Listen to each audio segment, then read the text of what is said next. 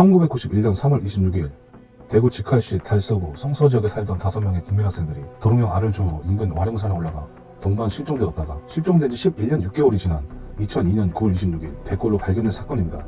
대한민국 상대 미제 사건 중에서도 이렇다 할 단서가 없는 사건으로 현재도 이 사건에 대한 추측이나 가설이 심심치 않게 나오고 있으며, 이 사건은 발생한 지 32년이 지난 지금도 미제 사건으로 남게 되면서 이 사건은 이용우 유괴 사건과 더불어 대한민국 3대 영구 미제 사건으로 불릴 정도로 전 국민들의 주목을 받았습니다. 아침 8시 무렵 성서국민학교에서 재학 중이던 어린이 조호영 군의 집 근처에서 놀고 있었는데, 조호영 군의 집에 새를 들고 살고 있던 청년이 아이들에게 시끄러우니까 나가서 놀라고 핀잔을 줬다고 합니다.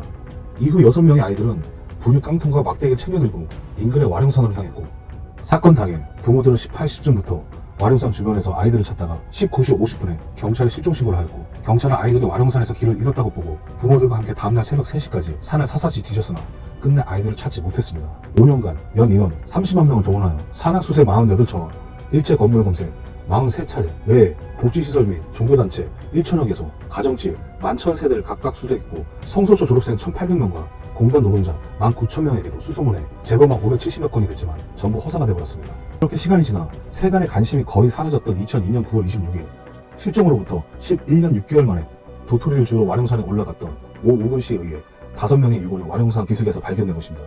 법의학자들의 부검 결과 둔기로 맞거나 흉기에 찔려 타살된 것으로 추정이 내려졌고, 그 외에는 별다른 사망 원인조차 밝혀지지 않아 범인도 알 수 없었으며, 범죄 도구도 불분명해 경찰이 여러 도구를 가지고 조사했으나 결국 찾지 못했습니다.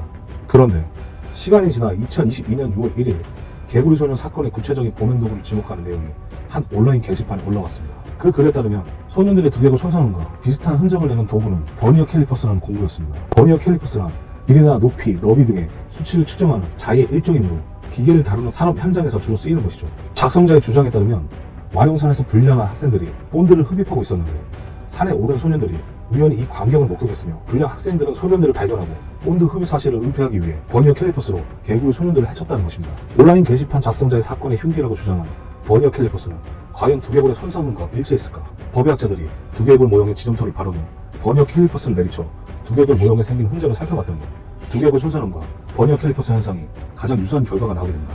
하지만 이것만으로는 소년들의 정확한 죽음의 사인을 알 수 없으며, 산으로 놀러간 소년들이 왜 집으로 돌아갈 수 없었는지, 그 이유는 무엇이었는지 2002년 현장에서 발견된 소년들의 유골과 소지품으로 여러 검사들을 실시하였는데, 독극물과 혈흔 등 많은 검사를 거쳤지만 백골 상태였기에 사건 해결의 단서가 될 수 있는 결과는 얻지 못했습니다. 21년이 지난 현재 대구경찰청 장기 미제수사팀에서 개구리 소년 사건 수사를 담당하고 있으며, 제보 및 증거물 재감정 등에 대해서 다각도로 수사를 진행하였으나 지금까지도 신빙성이라고 찾아볼 수 있는 단서조차 찾지 못한 상태입니다.